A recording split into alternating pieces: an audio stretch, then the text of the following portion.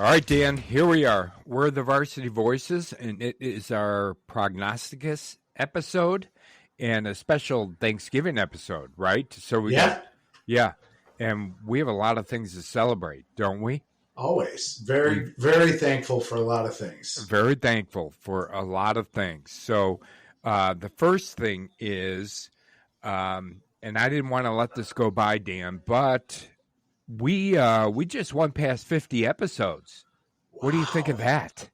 I can't believe it. When you and I first started talking about doing this, did you think we'd be this far in 50 episodes? I mean, maybe you didn't. We just jumped in and did it, and here we are.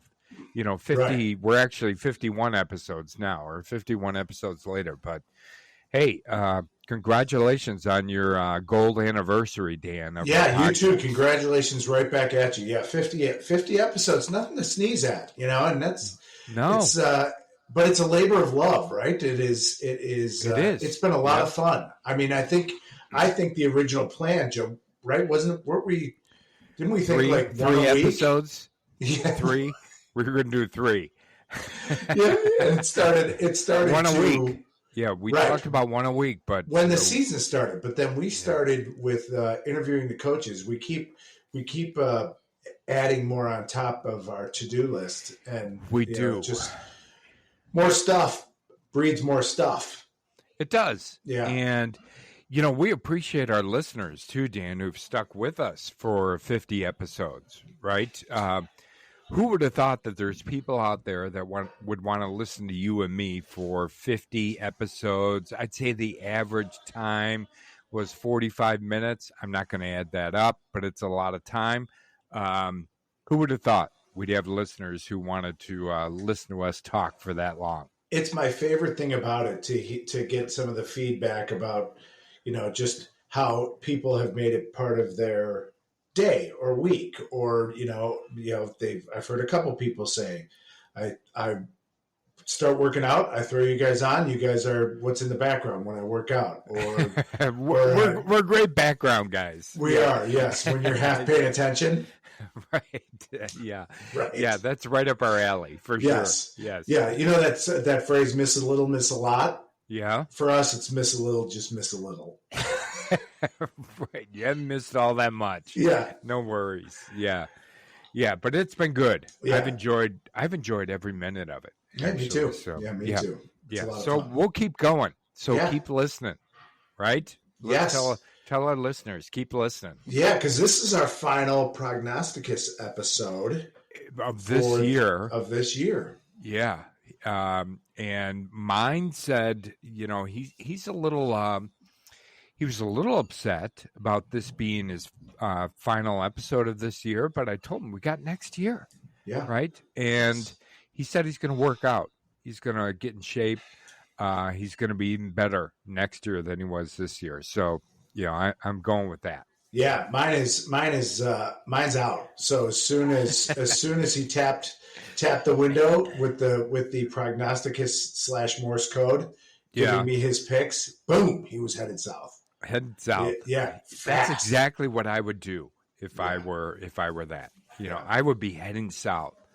And I have a feeling mine's going to stick around, Dan, which is unfortunate, during the off season. But I don't know. Maybe he'll come up with a couple things here and there that are interesting. We'll see. Probably shouldn't feed him. I don't know if you feed him, but that's what keeps him around. It does keep him around. Yeah, yeah. And he likes when somebody listens. I don't think he has that many people listening to him, all that much. But yeah. Anyways, our last Prognosticus episode for this year, but we'll be back next year, of course. And we're not going anywhere, Dan. After the finals games, the state finals games, we're going to be around. We're going to be doing episodes every week, maybe 1, maybe 2, and we'll see what else comes up. But for our listeners, hang with us because we're going to be bringing you a lot of good stuff over the course of the off season too. Yeah, it'll be. We've already got several topics. Again, if anyone has any ideas, reach out through social media. Let us know something you want us to talk about, we both enjoy doing a little bit of investigation and research on some of the stuff that's out there. Joe's a whiz at research. So. I'm a big research guy. I am. And, yes. I use the force. Yeah, you do. It just get the feeling. So yeah. But if there's something that people want to talk about or hear us talk about or get someone on to talk about, we certainly can try and do that. Yeah.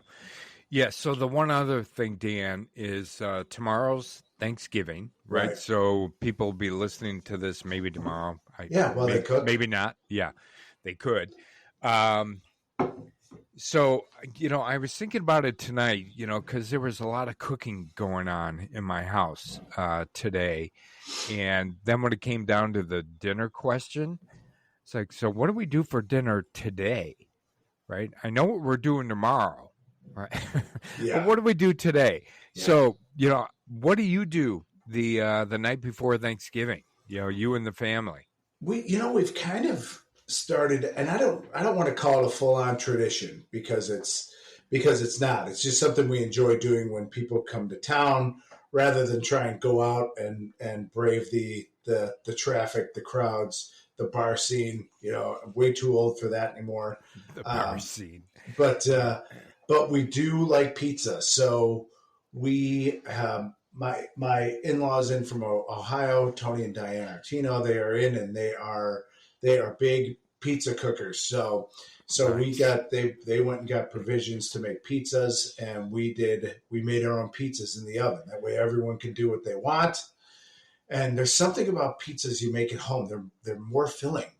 I feel like I can't eat a whole Domino's or Little Caesars anymore. Like can't? The good old days. Come Not on, like the good old days. You can still do it. I think you just need some encouragement. Yeah.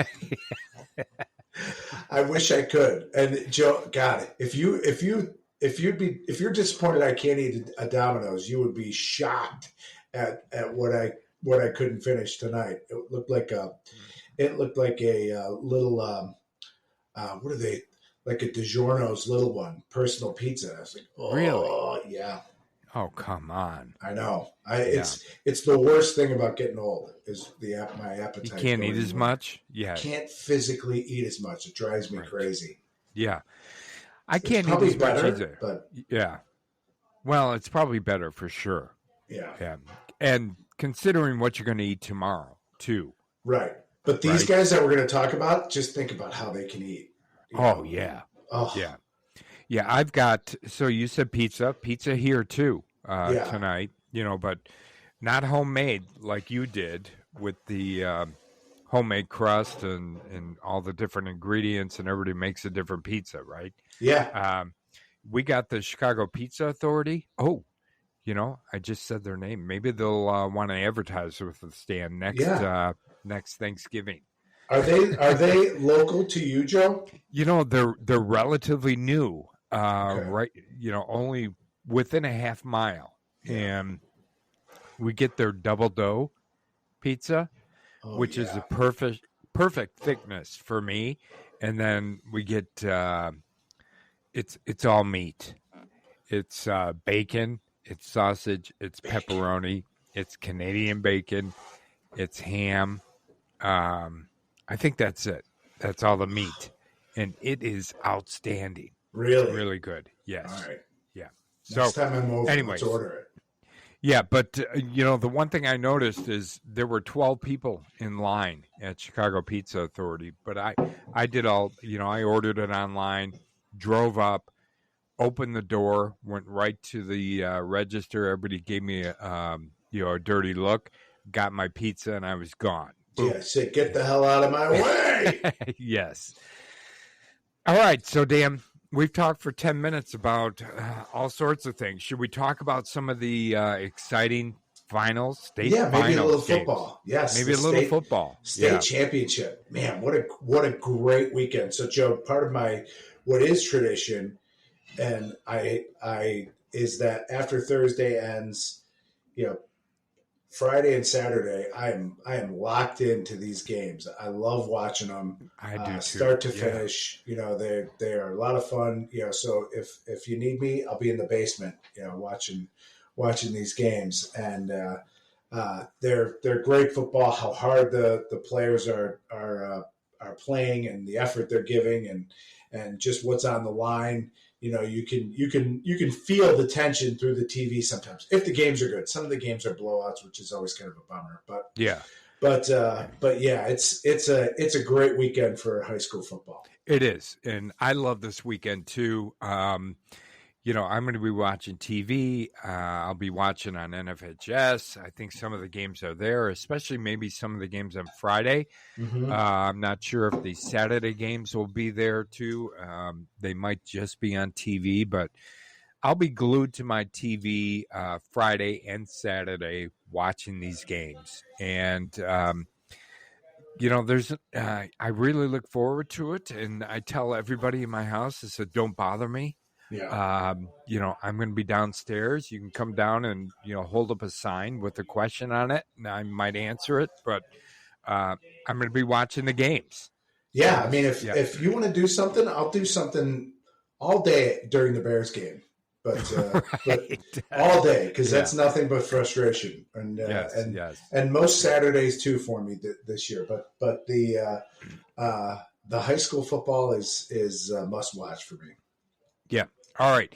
So let's talk about some of the games, Dan, and let's start right at the top with the big boys, the 8A. Okay. Okay. And we've got Loyola versus York, and this is a Saturday, the last game of the day on Saturday at 7:00. One of the things I did, Dan, was I looked at the games, and I looked at kind of the road to the finals for both of the teams. So let me just give you a little bit of that, right? So York's road to the finals. So they beat Edwardsville. Then they beat Oswego in the second round. They then handled Warren, and then they beat Naperville Central in the semifinals. The one thing I thought about when I looked at those teams was I thought York has really beat some good teams on the way to the finals here, right? Yeah.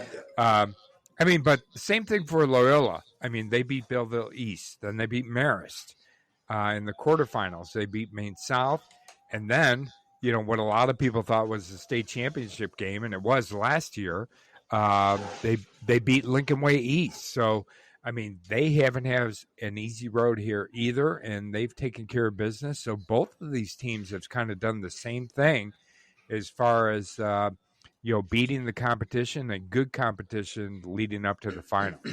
Yeah, they are. York's one of those teams, Joe. If we had been talking about them all year, they would make my generational team. Generational. Yes. Yeah. Mm-hmm. Now they've been good for a lot of years. The past several years, but they seem like that type of team that has just got it working for them, and it starts with their quarterback, Bruno Massel. He is, I don't know if I'm pronouncing that right, but close enough. I think people know what you're talking about, Dan. Yeah, who you're talking about. Yeah. So one of the things you look for in guys who are fast and with great speed is, do they outrun angles? When someone's got an angle on them, do they outrun them? He outruns them. Yeah, he is one of the few guys I've seen this year, maybe Harley Riz, a couple others, that flat out outrun angles. And he is next level fast. And their offense is, I think they would consider themselves a defense first team led by Joe Reif, the Notre Dame commit. Right. Yeah. He's a monster, but the quarterback is a lot of fun to watch. They do a lot of quick game. They like to run the ball. They like him to run the ball. So their offense looks like quick game and zone read. Is the biggest part of their offense. And they've got a good kicker with a strong leg. They've got a nice running back. Jimmy Connor's two-way player. So they are a really, really good team. And you know what else they do, Joe? What? They play ferociously. All right. I know that's one of your keys at this time of the year, Dan. Yep. And they play ferociously. So they are very comfortable leaning on their defense. They're not afraid to punt the football. So I think we're in for a really good game, and I think the key, again, experience is a factor here. Loyola's got a lot of guys that have been there and done that.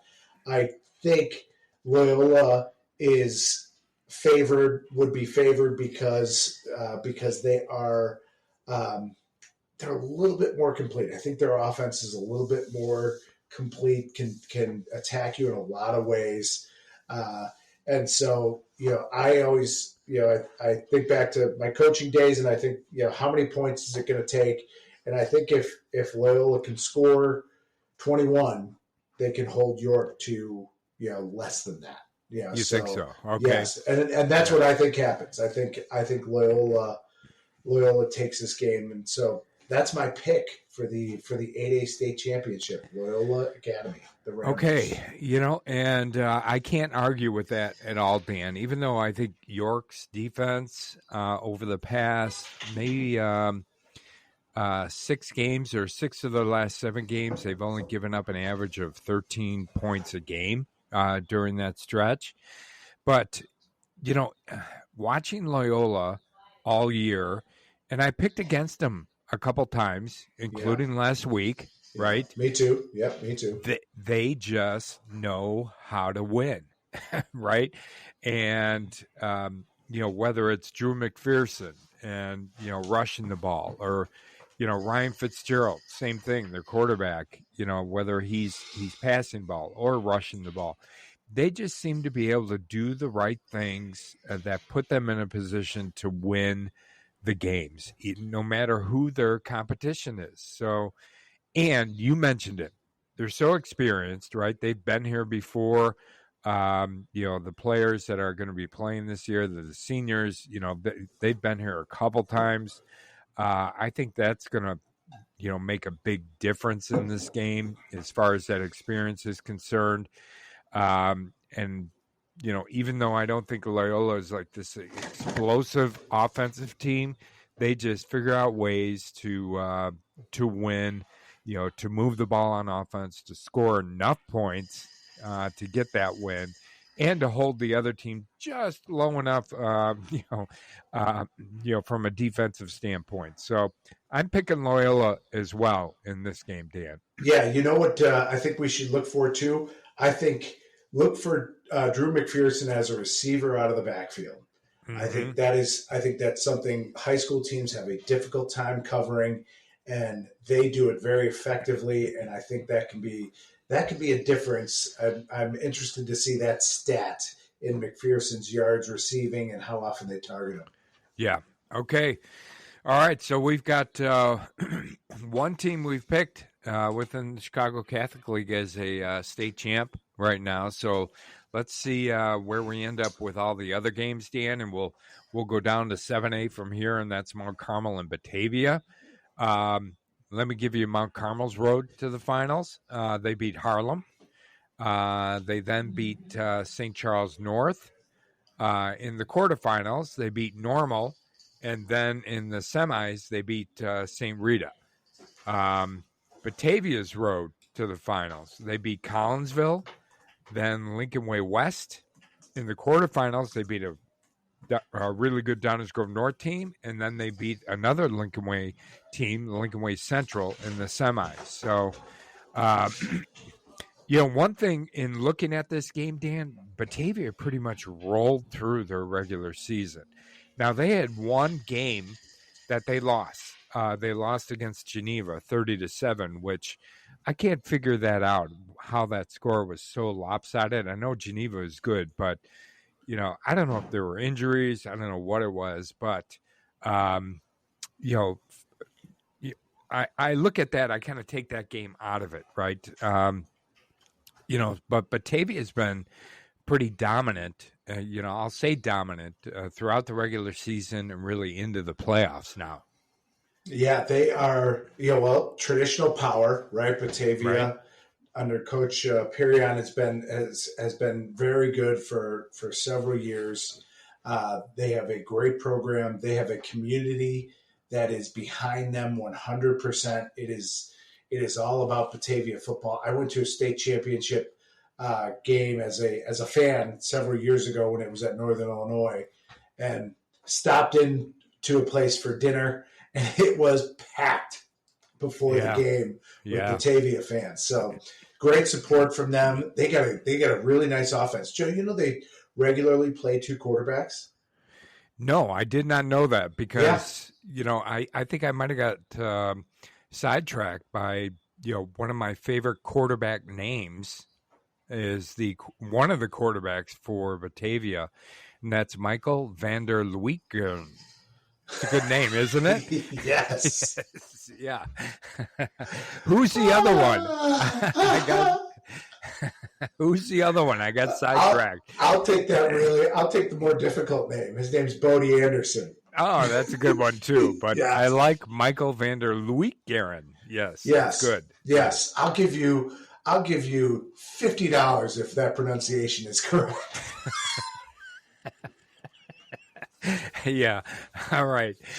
I'm going to, I don't know, somehow I'll figure it out. I'll look at some of their broadcasts and see how they pronounce it. I'll let you know. Yeah, they play great. They've got very cool offensive schemes. They do a lot of different things. They play a lot of people. Joe, they are really young. They are really young, sophomores, juniors, all over the field in key positions. Isaiah Brown, junior wide receiver, is a stud. He is a stud. So they are really, really good on offense. Where I think the difference in this game comes, and where I think Batavia has an issue with Mount Carmel, is I've seen Batavia teams have better success on defense than I think this team has had. They've had some good defensive games. Don't get me wrong. Right. They're good. They're good defense. I don't know if they are good enough to stop Mount Carmel's passing game. No. That's how I think, Jack Elliott and the receiving crew, the Funky Bunch, is just they are almost impossible to stop. And they're on a roll. And here I thought I would say St. Rita's defense. If I just had to compare defenses, St. Rita and Batavia, I think St. Rita's defense is better. Yeah. And so I think that's a problem for Batavia, and very good for Mount Carmel, looking for their 16th state title. So I'm going to pick. I'm going to pick. I'm picking Mount Carmel in this one. And after watching some film, it's based on Mount Carmel's offense having more success against Batavia's defense than vice versa. Yeah. Do you know they've had one common opponent this year, Dan? Do you know who that is? No, you don't. They play. They both have played St. Charles North. Batavia won 45-21. Mount Carmel won 48-15. That doesn't give you anything, right? Nothing. No, nothing. I think the difference in this game, and this is going to sound like, I don't know, it's not going to sound like anything so profound from an evaluation or research standpoint. But I think, Jack Elliott, obviously we know he's just an outstanding quarterback. And, I was reading some of the stuff, some of the articles that were out there, and talking about actually an interview with Elliott after one of their recent playoff wins. And they've kind of put the, not shackles, but, I think they've been telling him they don't want him to run as much. And I think that was probably due to some of the injuries he had, earlier in the season. I think those shackles are off now, Dan. Oh, yeah. They better be off. Oh, for sure they're off. And I think that's going to be a problem for Batavia. Not only do they have to contend with the passing game and Elliott there, but, we know when he doesn't see something and, he has a way of really, really hurting you running the ball as well. Yeah, it's funny. I made a little thankful list, Joe, Varsity Voices thankful list. So two things on my thankful list that I'm thankful for. Jack Elliott? I'm thankful for, in a bigger picture. Oh, bigger. I'm thankful for running backs as receivers. Okay. So I think that's going to be a factor. And then I'm also thankful for running quarterbacks, and that's not just this game, but it includes this game. But I'm thankful for running quarterbacks because Yeah. I think that's really really we have seen it week in and week out how quarterbacks that can run the ball, whether it's design run or scramble ability, have made a huge difference, and it's no difference in this game and in the 8A game with both those quarterbacks. So I know that what's the quarterback's name from Batavia that you like? From Batavia, that is Michael van der Luikeren. Yeah, he's a converted he's a converted running back. So this is his first year playing quarterback.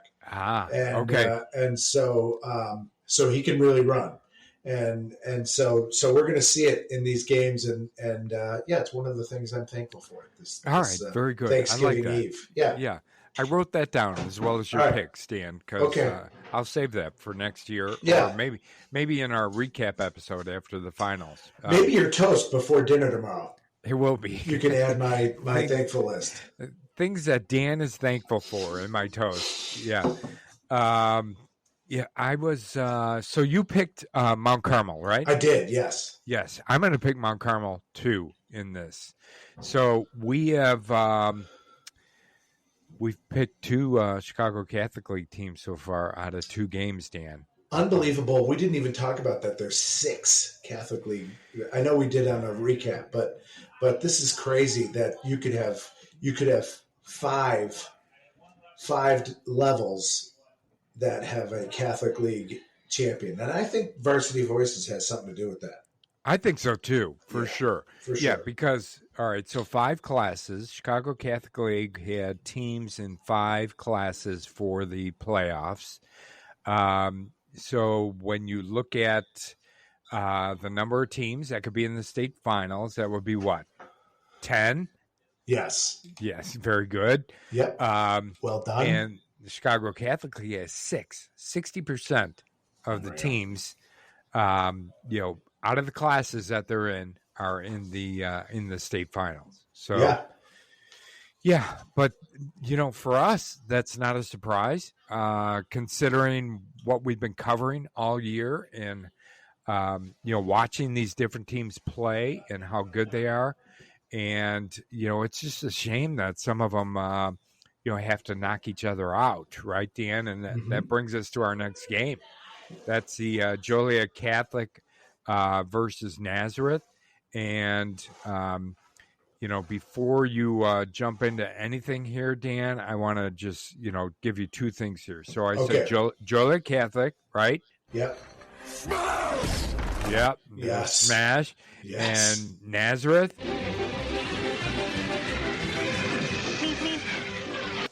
Those are just great descriptions. They're fitting, aren't they? I think that's all we have to say. We can move on. Right. I think so, too. And I thought, initially when I, was kind of looking for different things that we could play.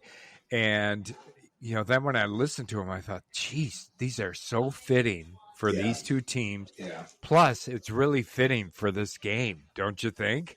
Oh, yeah, it is. It is. Yeah, it's a great way to wake up Saturday morning. This will be coming off of a great Friday after Thanksgiving. You'd be things might be back to normal at the house if you've got people around, and kind of settling in for that wonderful Saturday. And you've already been off for 2 days, and it's only Saturday, so that's a great feeling. Very nice. Isn't that a great feeling? And nice cup of coffee as you sit down to watch a great football game. Yeah, 10 a.m. on Saturday, right? Yeah. So this game is nice and early, and I agree with you. This will be one that, I think I saw upstairs it was a coffee cake that was shaped into a turkey, and it was chocolate, and, it had other stuff, but once I saw chocolate, I was like, I'm good with that. So for me, it's like, how many cups of coffee can I have plus my my chocolate turkey coffee cake, right? And watch watch this game. What percentage of that coffee cake will you eat? Well, I was looking at it a little more closely, and it does have some fruit. I Oh, noticed. boo!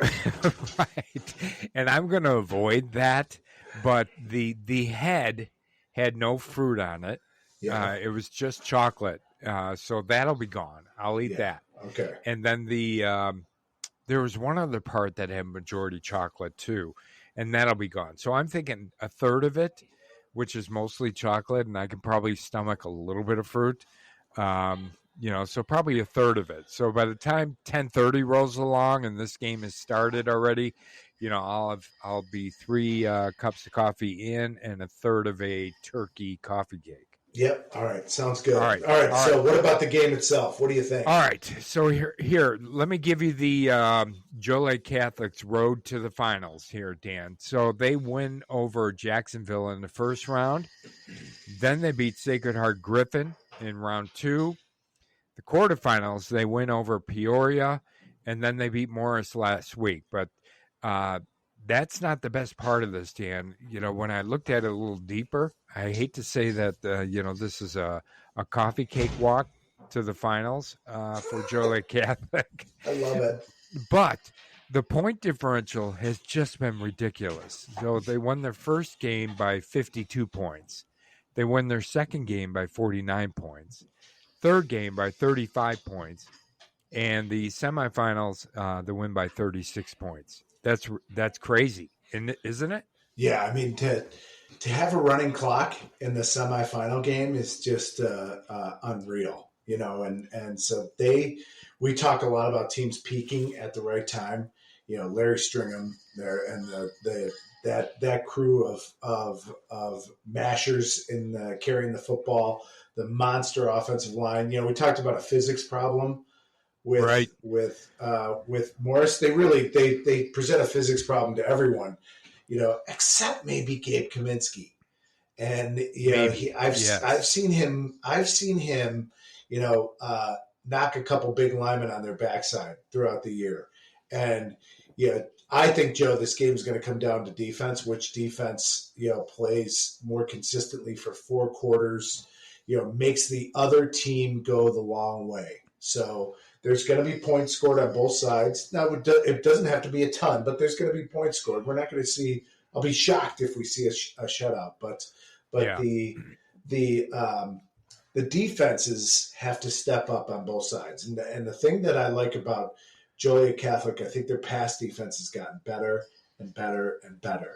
And I think that has shown up. I think it's going to be the difference. They've got the chip on the shoulder, factor going for them this week. They also are going for their 16th state title. So trying to, if either Mount Carmel or Joliet Catholic wins or loses, one will have 16, the other will have 15. So to keep pace, they both have to win, which is one of the reasons why I'm picking Joliet Catholic. In a really hard pick. It is a hard really, pick. Yeah, I know. really, really hard pick. I just feel like they're rolling. They are rolling, and so is Naz. So I'm literally flip flopping, in my mind as we're talking. You're flip flopping right now as we talk about it. I am. No, I'm going to stick with Joliet Catholic. All right, but I understand completely. This was by far the hardest game to pick. One of the things that I love about this game, Dan, is the I don't know, call it the history or the nostalgia, right? So you've got Nazareth. They're in their 6th. Let's see.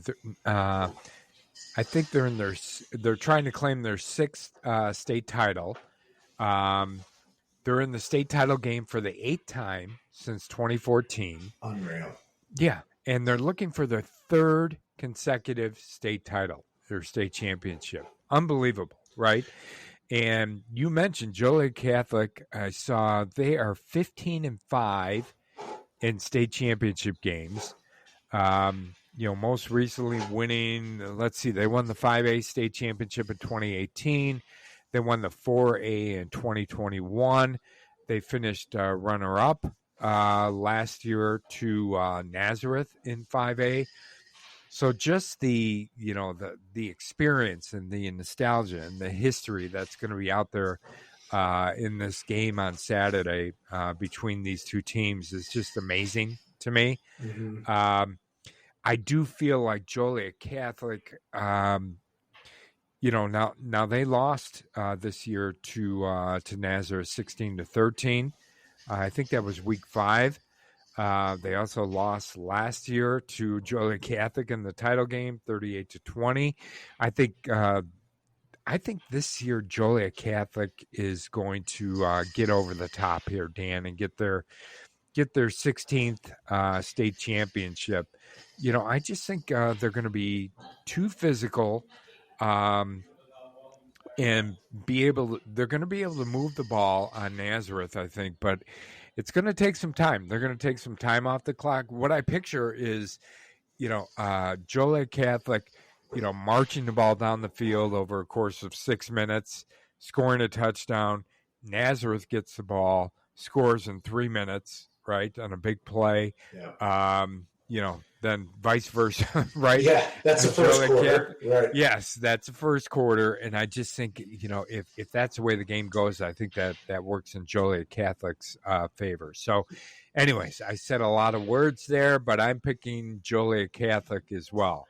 Yeah, they can have the same game plan, that they had for week 5, and that was just the ball bouncing, a different way a couple times, and Joliet Catholic wins that game, right. 16-13. So it's the two teams are evenly matched while being stylistically 180 Different. degrees, from one another. So it's going to be it's interesting and fun for a lot of reasons. Should be a great game. Hate to make a pick on this one because I think Tim Rackey's like Bill Belichick. He's a defense guy. Seems to rise to the occasion and is an absolute winner. So, but yeah, there's something that in my gut tells me Joliet Catholic's got this one this year. Yep, me too. Okay. Well, let's move to the 4A game, state championship game, and that is DePaul Prep versus Mount Zion. DePaul Prep, the number 9 seed, Mount Zion, the number 12 seed. Do you want to hear DePaul's road to the finals, Dan? Absolutely. Yes, they beat Diet in the first round. Then they beat Geneseo in the second round. They took care of St. Lawrence in the quarterfinals, and then last week, a game you were at, they beat Coal City. Mount Zion's road, they beat Carterville. Then they beat Peoria Notre Dame. Then they go and beat the number 1 seed in the quarterfinals. That's Breeze Central. And then Normal University last week in the semifinals. So, one of the interesting things in this game, Dan, is so DePaul Prep, I think, has not had a playoff win since 2005. I think it's been over 40 years since you have to go back 44 years to find the last team from the school, and it was known as Gordon Tech at that time, that appeared in a state championship game. Mount Zion, never.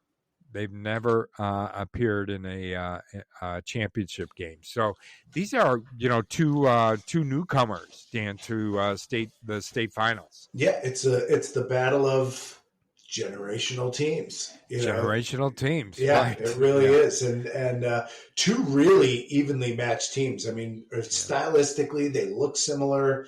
They play similar, and by your measure, Joe, you go the stars, you count the stars method, and yep. Mount Zion has got 2 big-time Division I stars. They do. Yeah. I mean, Braden Trimble, U of I commit, will be heading there after the first semester's over. I mean, that's who you have to stop. If he is a two-way superstar, you've got to avoid him when you're on offense. You've got to make sure you know where he is when you're on defense. And because he's one of these dynamic playmakers that just makes things happen. Good things happen when he has the ball or when he's around the ball.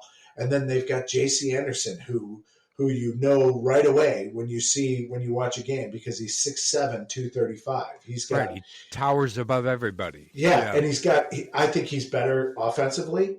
I like his. I don't. if I were them, I would try and utilize him a little more. Maybe they do. I didn't see their every game, but he's almost impossible to stop when you try and throw him the football. Um, and they've got other guys as well. Caden Becker is a two-way player. I think running back, linebacker, and so they've got a few guys that can really play, and their offense is a lot of fun to watch. They're multiple. They do a lot of different things. They're creative with the football. I'm going to say the same thing that I kind of said about maybe one of the earlier games is that defensively, I don't think, I don't see them playing ferociously. Right. Okay. So I think DePaul will be used to.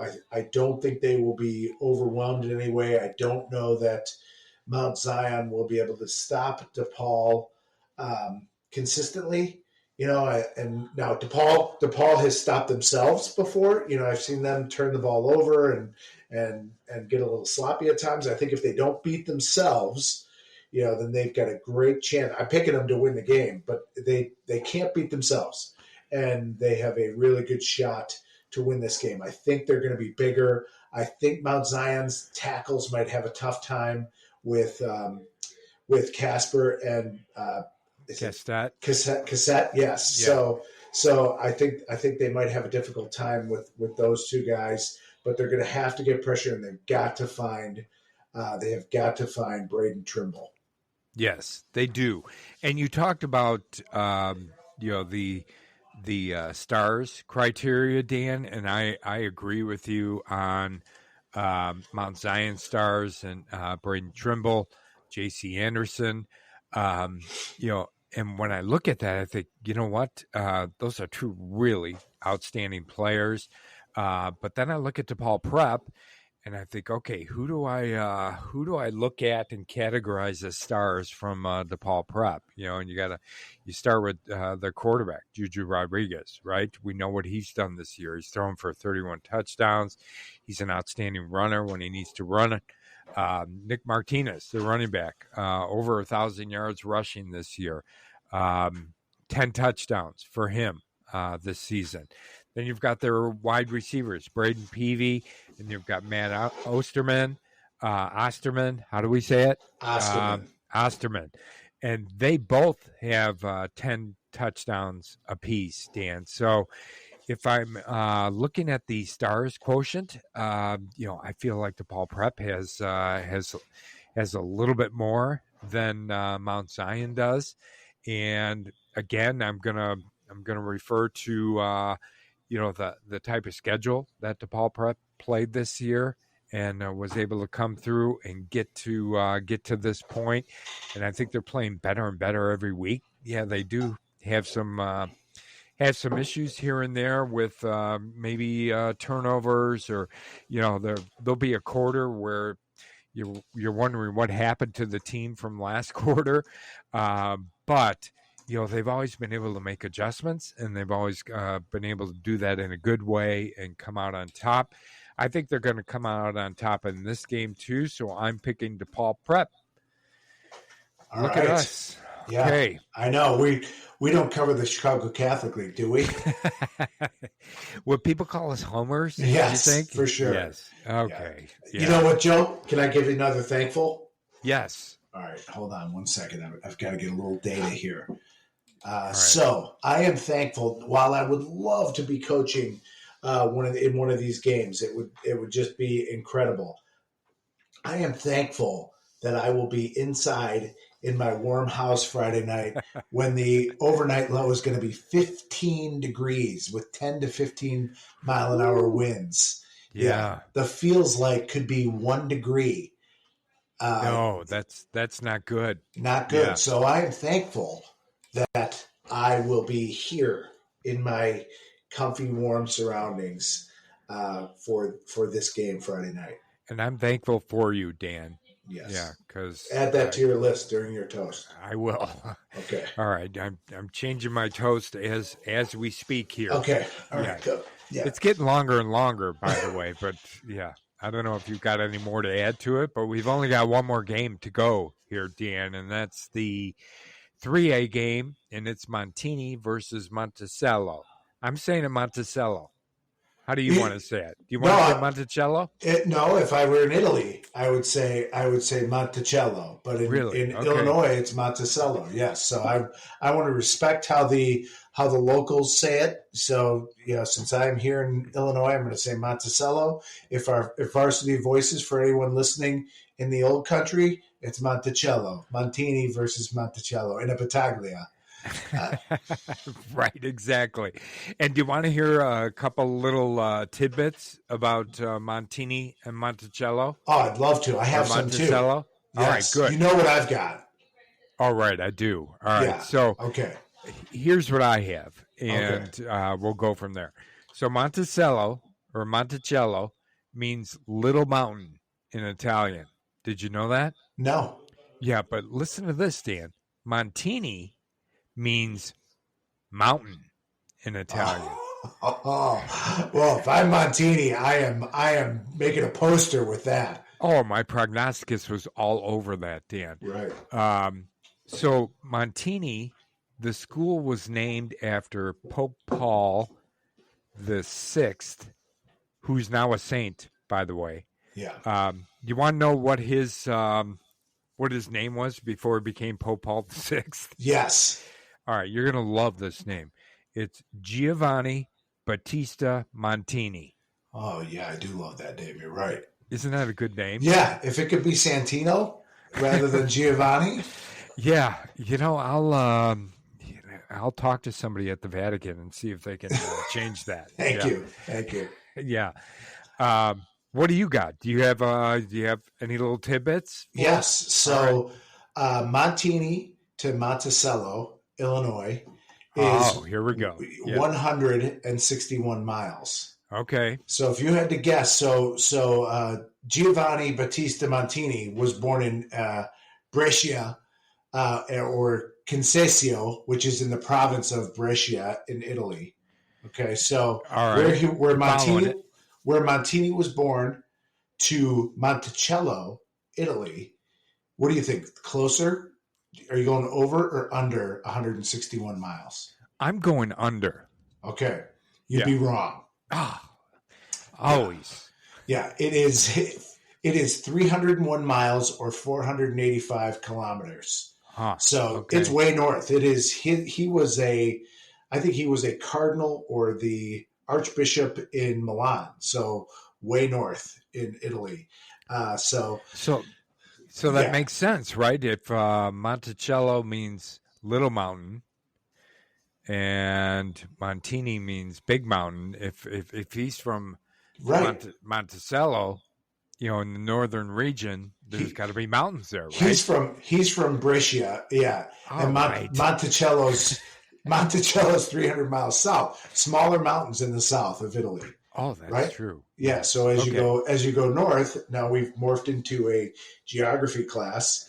You get closer to the Alps and the mountains get higher. So Montini, big mountain. Big north. Mountain. Yep. Yeah. Okay. Yeah. So I think we're good. I think we're good on this. Yeah. So is that all we want to say about the game? Right. I'd rather be a big mountain than a little mountain. Yep. Yeah. I would absolutely have a poster with that. Yes, I would too. But hey, I'll at least give you Montini's road to the finals. All right. Yes. Monticello's road to the finals. So Montini, the first round, they beat North Lawndale. Then in a really good game, they beat Byron, who was the number 1 seed in the second round. They then went on and beat Princeton in the quarterfinals. And last week, they beat Wilmington in the semifinals, who was the number 2 seed. So Montini has beat the number 1 seed and the number 2 seed on their way to the finals. Monticello, they beat DuQuoin. Then the second round, they beat the number 3 seed, Williamsville. Quarterfinals, they knocked out Benton. Semifinals, they beat Tolono Unity. Right? Oh, boy, a tough one for the Prognosticus. And he's glad he didn't have to pick that one. Yes, he was very glad didn't have to pick that one. But, but Monticello has come through the playoffs here, and they've had some tough games. Some close games. Some games have been come down to the last minute, last 30 seconds, penalty on the last play of the game. So they've, we can say they're battle tested, but you got to say the same thing about Montini too, Oh yeah. especially in the game against Byron, and last week against Wilmington as well. Tough game. So this is going to be a good game between these two mountains. Yes, yeah, it is. And Joe, I have to start with a correction. I got something wrong. I gave bad information about Batavia. I said your quarterback was formerly a running back. That's wrong. It was this quarterback for Monticello.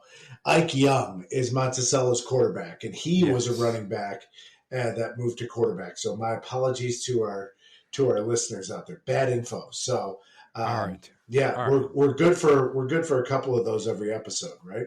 We are, and I think they'll forgive you, Dan. Yeah. So, but they really like to play offense. They are also it should be a lot of fun to watch because sometimes I know that those 99% running teams are super effective in high school football, but not as much fun to watch. Man, I don't know. Some of the most fun I had was watching Byron Montini. But anyway, so this team spreads the ball around, does a lot on offense as well. So we see a lot of that in some of these teams this year, at least the games that we're covering. Joliet Catholic, the team that we picked, will be the heaviest run team of the games that we watch. But they've got a great receiver too in Carter Ferran, and so they really, like I said, they really like to play offense.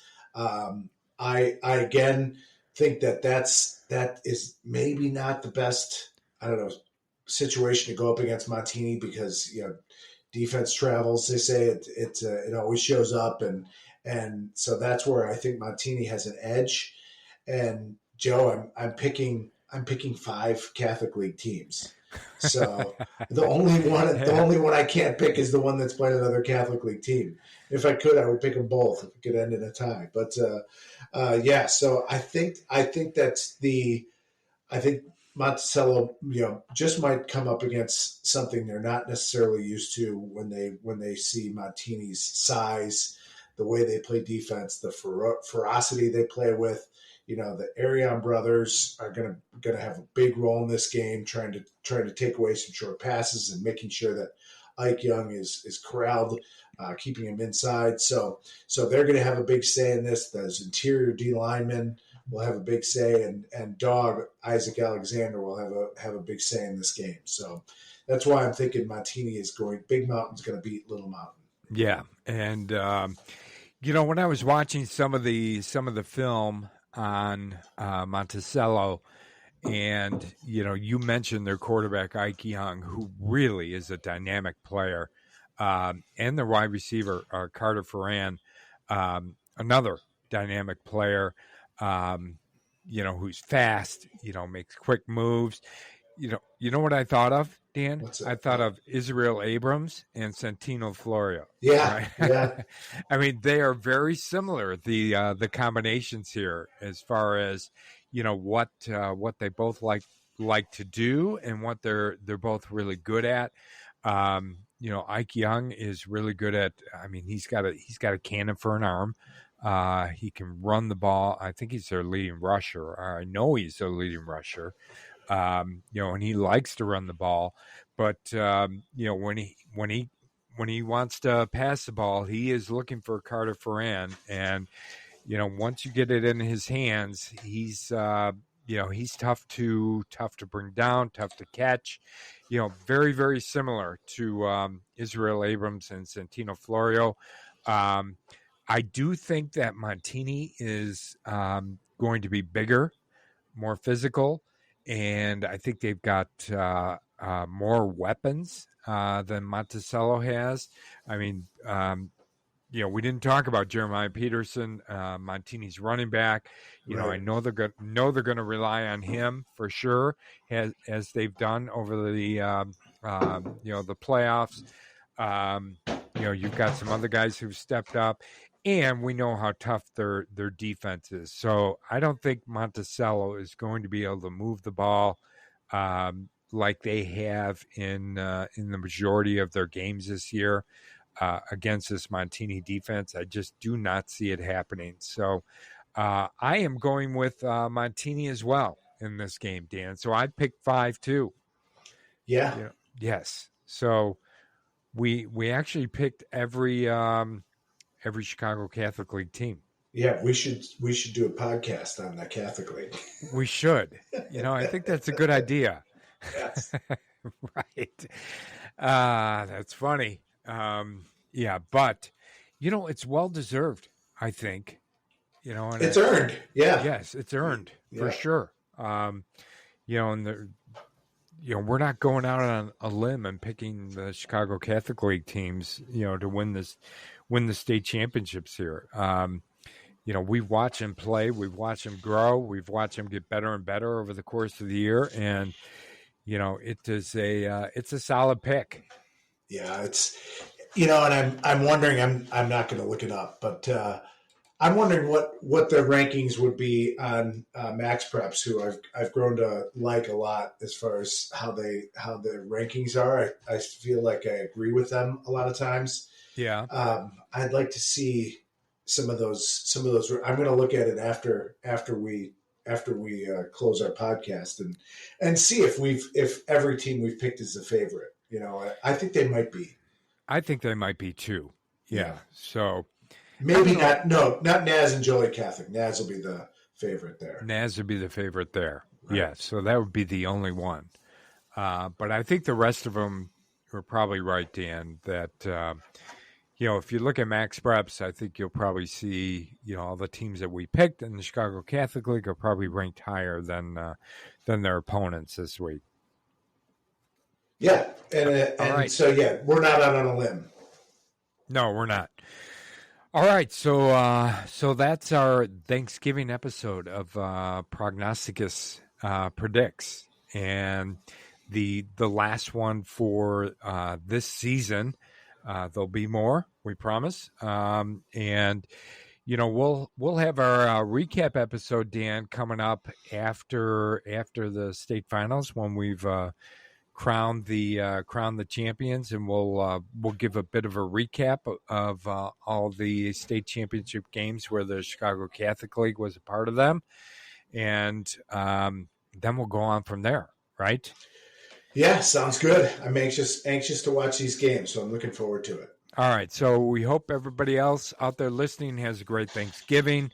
Enjoy the high school football and the Chicago Catholic League football over the weekend. And what do you got, Dan? I'm thankful for one more thing. All right, tell me what it is. Well, we already said it, but I want to say it again. Okay. Thankful for everyone who's listened. It's been a lot of fun. Yes, I think so too. I think that can be mentioned more than once, but we are very thankful for our listeners out there. We appreciate it. We want you to keep listening, and we will do our best to keep you entertained and keep you informed, which will make you listen more and more, subscribe and follow, and tell your friends all about us, right? Yep. Yeah. Thankful for marketing too, boy. I better got to get that in there. Thankful for our marketing team. They do a great job. Yep. The artwork and everything on social media. So. Absolutely. Yes. And I think people have loved our artwork, Dan, over the course of the year. So I'm thankful for that too. Yep. Who else? Oh, we got to thank Zuko. Oh, right. Yeah. Thankful for Zuko. Yeah, I'm looking at him right now. He's sound asleep. He didn't hear us, but I'll make sure that I give him an extra a little. He likes the innards of the turkey. Of course he does. Yeah, those gross things that nobody eats, the liver and all that stuff. Yeah, he'll get that in his bowl tomorrow. All right, very good. Yeah, he deserves it. I'm thankful for Zuko too. All right, and everybody, we're thankful that you listened. Please come back and listen to us again in our future episodes, and we'll be back. After the weekend and the state finals games with our recap. So, as always, thanks for listening, and we will talk to you soon.